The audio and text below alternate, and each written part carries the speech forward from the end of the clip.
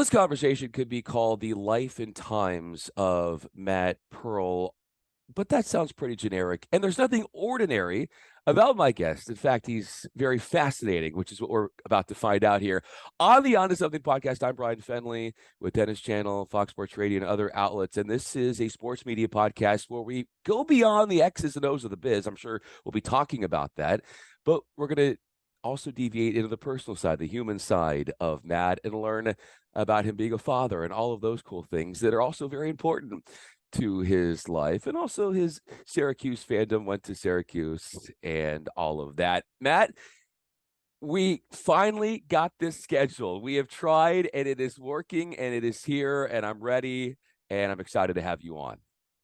Can't wait to jump in. It was one of those, we needed like a Calendly integration to try and like figure out each other's lives. So much appreciated. And I love what you're doing on the podcast. And I'm happy to hear. Well, I'm excited to have you on. And of course, Matt is Senior Director of Marketing at Game On Technology, has worked with ESPN over his left shoulder.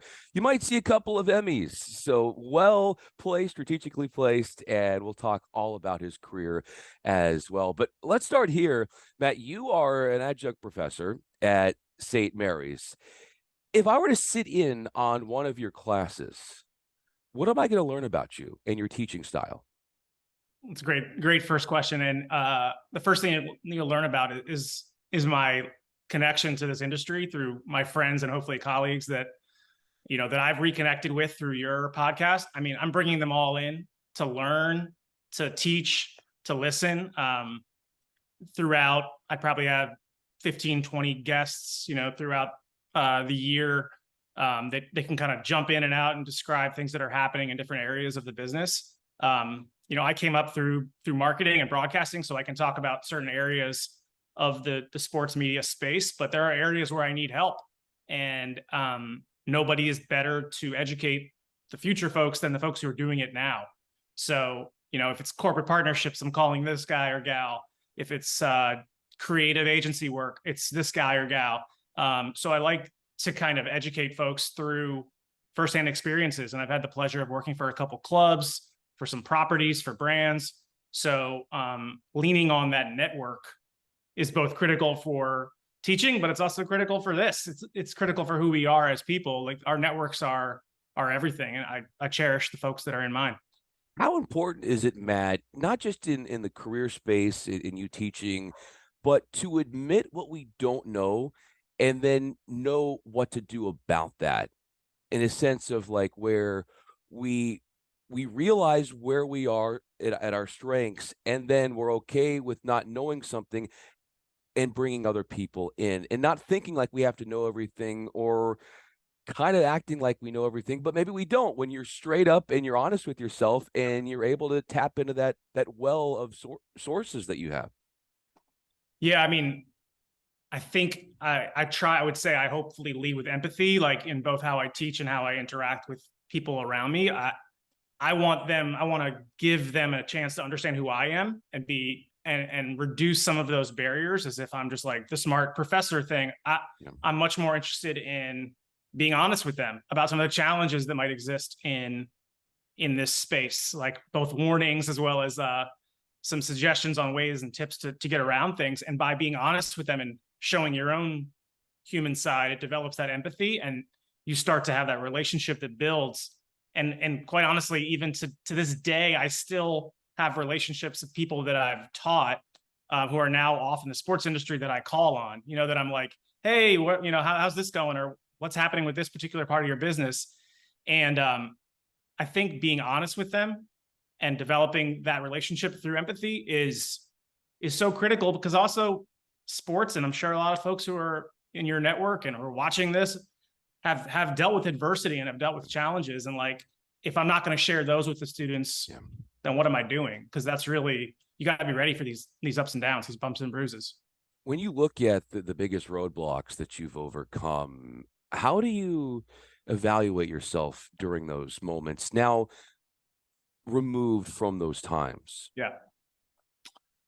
I think the hardest part about it is recognizing that it's not necessarily a reflection of you and more about circumstance.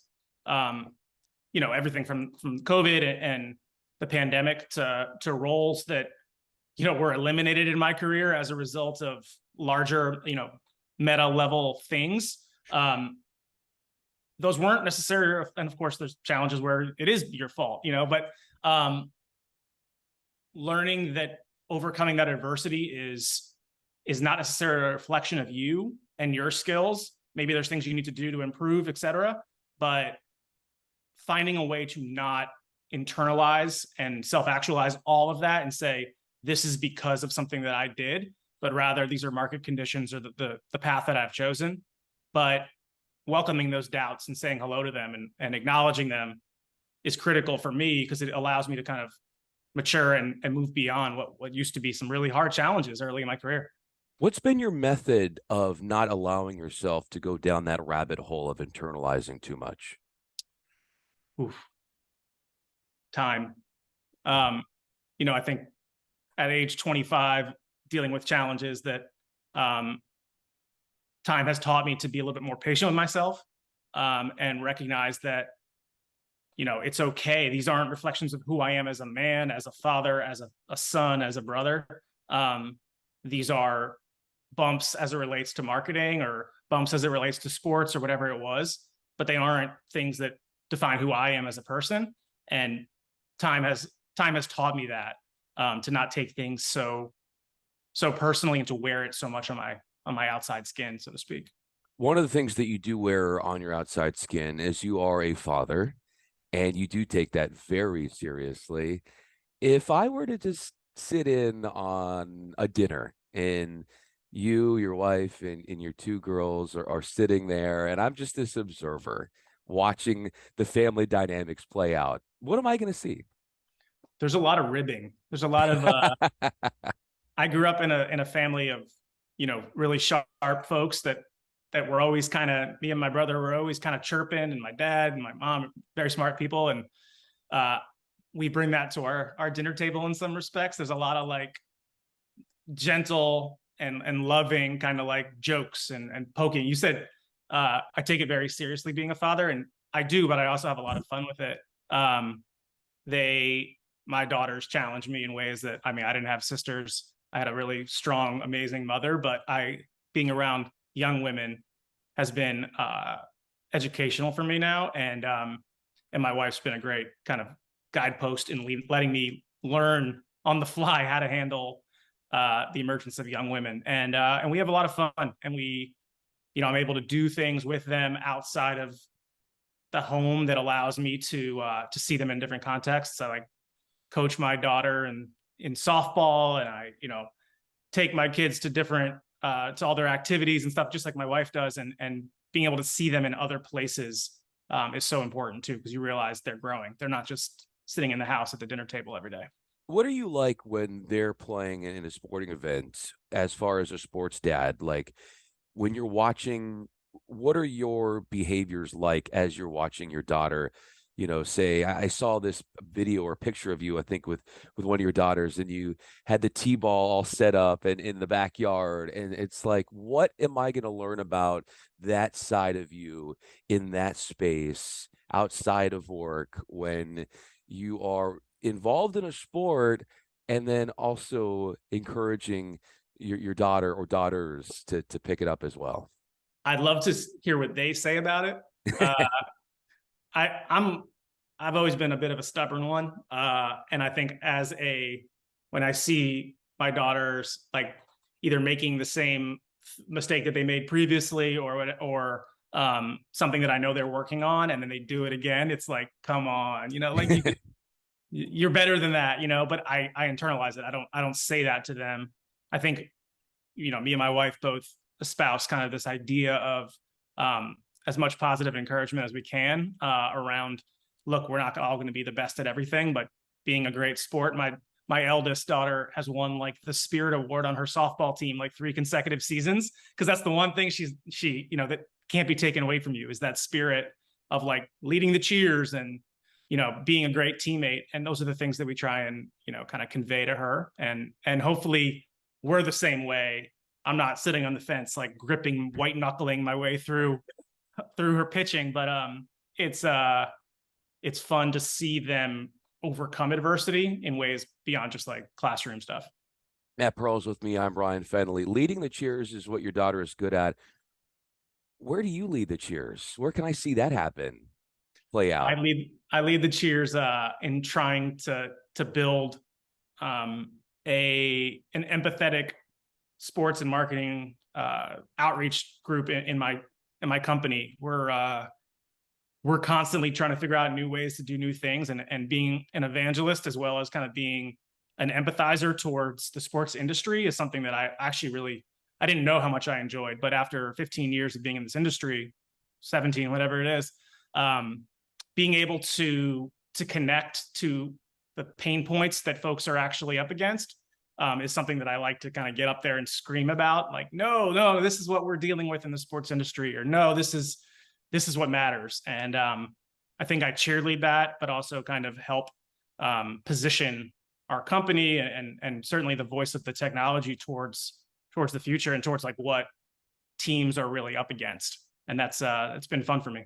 When you think about your work and you're talking about, right now, Matt Perl, Senior Director of Marketing at Game On Technology, when I think about how you think, I see someone that doesn't think the status quo. You're outside the box. You are creative and you're original with your thinking. Why do you feel like that is? How far back do you trace the way that you think and that you're always thinking differently than others in actually a way that's led to your success and the way in which you're able to think about things happening before they play out? Mm. I never really considered like the way that, I mean, I'm usually a heads down kind of guy. I'm not the one who's necessarily looking at the horizon to see what's coming from a technology or futurist perspective. What I have seen is this industry demands flexibility. If you are a one trick pony, it's gonna get painful for you. So what I think I've done both in my career, in my home life, whatever, if there's things that I recognize on the horizon that need to be addressed or adjusted to get ready for the future, then I need to be proactive. And I think after 8 or 10 years in broadcasting and production, I kind of saw that that I needed to broaden my skill set a bit. And I think that's the same thing that's kind of followed my career. I've always been in kind of these building modes at the different companies that I've gone to and different properties. And if I was singularly kind of focused, it would have been very tough. So like if I'd put one word around my career and my approach to it, it's been that flexibility that has really led me to see new challenges, be able to grab them, learn from them, and then carry them to my next opportunity. So I guess it's potentially looking at the future and thinking outside the box, like you said, but it's also just being reactive and being ready to react and not be flat-footed. That's that feeling I don't want to have. With flexibility, and I noticed this, like you said, there are some who go into this career and they're really good at one thing, and if that thing doesn't pan out or the technology changes and they're not open to alterations or doing something different, then it's a very challenging situation. But here I see you're very open to change. You're very open to innovation. You're open to stepping outside of your comfort zone. Where do you think that originated? Because obviously, when you look at your career, that's been a staple. I chuckled a bit because open to change. I guess we're all subject to the evaluations there. Maybe my wife would say I'm a little more stubborn to certain things, and my friends too.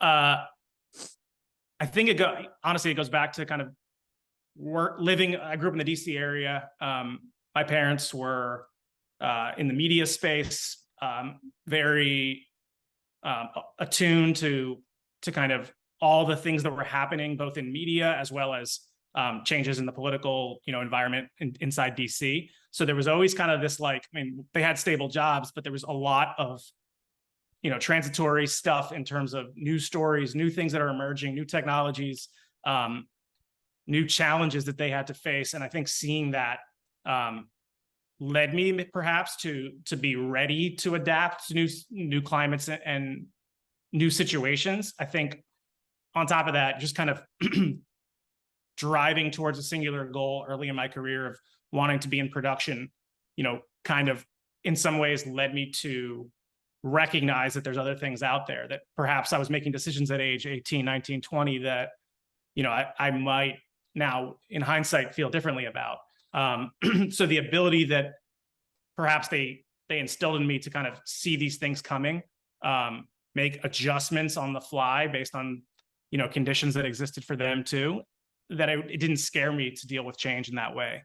And honestly, relying on, kind of who you are throughout, that as you jump to these different firms or companies or whatever these different challenges are, you are who you are. Like, you are the person that has gotten you to this point. Trust yourself. Don't just kind of be a chameleon and change around the people around you. You still are who you are. I feel like that was a non-answer to your question in some ways, but I think it kind of reinforces who I am, that I've tried to be flexible and nimble through some of the teachings of my folks, and hopefully that's gotten me to a place that I can provide a lot for my family, et cetera. Matt, there's no such thing as a non-answer with me. Everything is an answer. Everything is well thought out. And so don't you dare be hard on yourself on that front. Matt Perl is with me. I'm Bryan Fenley. So you learned a lot from your parents, and they armed you with these tools that you're using today. But beyond that, what was your childhood like with your parents, that upbringing? I think it kind of goes to what I was mentioning earlier a little bit about how quick it was at the dinner table.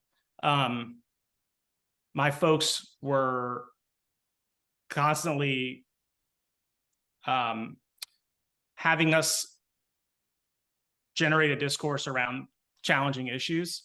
In other words, debate or conversations around current events, issues that were critical for both of my folks.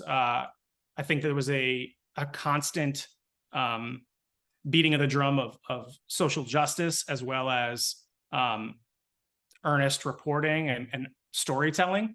And those conversations were not always just like honky-dory or whatever. There were some serious conversations about inequity and about haves and have-nots. And I think growing up in the DC area was, it's a really like a melting pot of so many different cultures and traditions. And they were willing to let us, me and my brother, explore that and figure out who we were.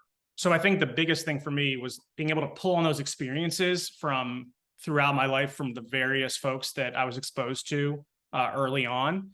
The diversity of language, the diversity of thought, the diversity of culture really allowed me that ability to kind of understand who was around me, the people that mattered to me in my life, and be able to use those experiences when things changed or altered during the course of my career. So those dinner table conversations, that experience of having conversations that were difficult, I think has been a meaningful part of who I am today. Of the two Emmys over your left shoulder, which one was more difficult to earn? First of all, they're always there, so I'm not just putting it. Oh, is that right? I'm proud of them. My time at ESPN was pretty special. I have to say that the winning of Emmys was certainly not something that I felt like some sort of like cap to a glorious career. I worked a certain number of hours on the shows that won Emmys and got in the door as a result, and it was a wonderful early win in my career. But I can't take a lot of credit for some of the work that was done there. That was done by senior executives and such beyond me that got us that award. So they were symbolized a great time in my life, but not necessarily a singular achievement. Of all the achievements that you've had in your career, how much of them, or to what extent of them, do you bestow part of the credit to your wife? Wow. She's been a massive part of both my career path as well as my osmosis as a human being, to be able to handle human beings, like to become a manager, to become an empathetic manager, to become someone who listens. I give a lot of credit to an old boss of mine who I work with in DC. And I also give a lot of credit to her, who, Naomi, brought me into kind of the conversation of listening to folks. She deals with inner city schools and teaching other adults how to be a better educator, and has done the same thing for me, and certainly carried a lot of those skills over to my teaching as well, like both tactically how to teach, but then also how to listen. And without her kind of reinforcing that, which is something she's strong in, I don't think there'd been any way I could have succeeded in my career and become a manager of people without that skill. When you're listening, Matt, what are you listening for? Pain. I don't know. That was just my immediate reaction when you said Yeah. that. Pain points are something that I'm trying to always alleviate. Blockers, anything that allows someone to reach their full potential, or even the company's potential. So if I'm, hearing somebody talk about a challenge that they're up against, it's not that there's a challenge. Like, there should be challenges. That's what we're here for. It's what pain, what is it causing you? Like, man, I'm stressed out, or man, I'm burnt out, or this guy or this gal is causing this issue. It's like, how do I address that pain point and figure out ways to work around it? Kind of that mentality of like trying to find a solution rather than just sitting back and complaining about it. If it's really that that empathy based reaction that I can find for them, that's, I understand what you're dealing with, that is unfortunate, but let's figure out a way to get around it, rather than just like wallowing in that negativity, which is something that just obviously I don't think anyone thrives in. When you're able to see people through those times and they're able to come out of it and you're able to alleviate some of those pain points, how would you rate that as the amount of which you feel validated as a human being? Wow. It's a fabulous question. It's like, the question is, do you enjoy scoring a goal in soccer more than watching the team that you're coaching score the goal? And I think they both have a different level of exhilaration, where you've essentially taught a man to fish, or a woman to fish.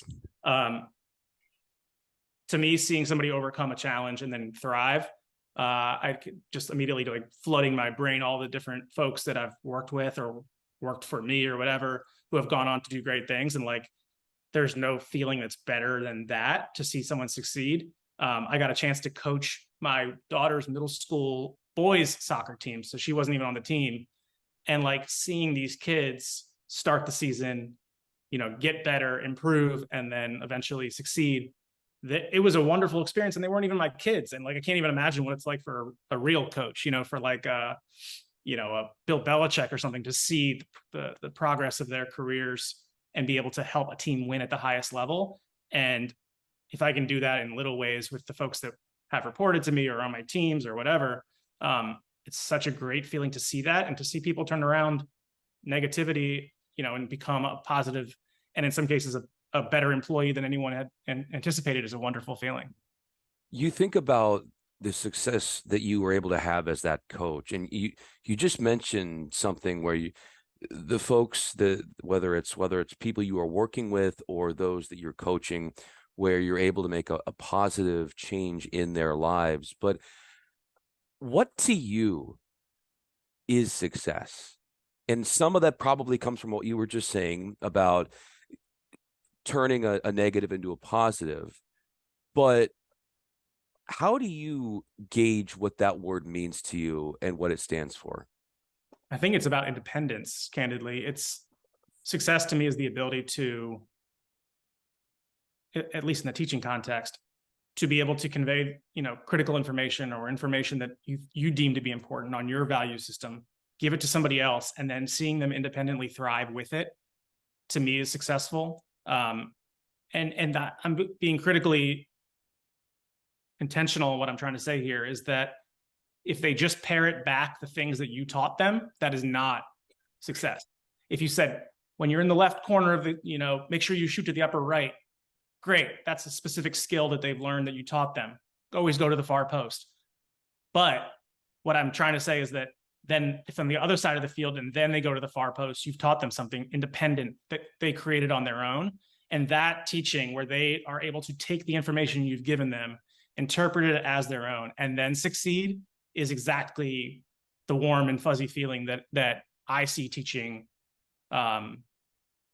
really mean and be successful in impact, in finding an impact. So having someone adapt the things you've taught them to better their experiences and to be independent in those decisions, to me, is the most profound and the most rewarding. And that what you said right there is why I was so excited to have you on, because for people to understand what you're out to prove, but also what you're out to do for others, and being able to canvas that right there in that last minute or two of you just talking really sums up the impact that you're having on this industry and around the environment. And as we wrap up this conversation, you're talking about setting up your players, whether you're coaching soccer, for going for the far post. You said earlier your wife is your guiding post, and no wonder with those things and in having your wife by your side, no wonder you've been able to do what you've done, and you've got a really exciting future in front of you. Senior Director of Marketing at Game On Technology, Matt Perl. We could continue on, and maybe we will. I would love that as we follow what you're up to. So fun. Thanks so much for doing this. Really appreciate your time. It was wonderful. It was great to see you do this with the folks in the ESPN network and beyond, the diaspora that's come out of that. And I really enjoyed it. It's good to see old friends making their appearances on your show, and I was happy to join in as well.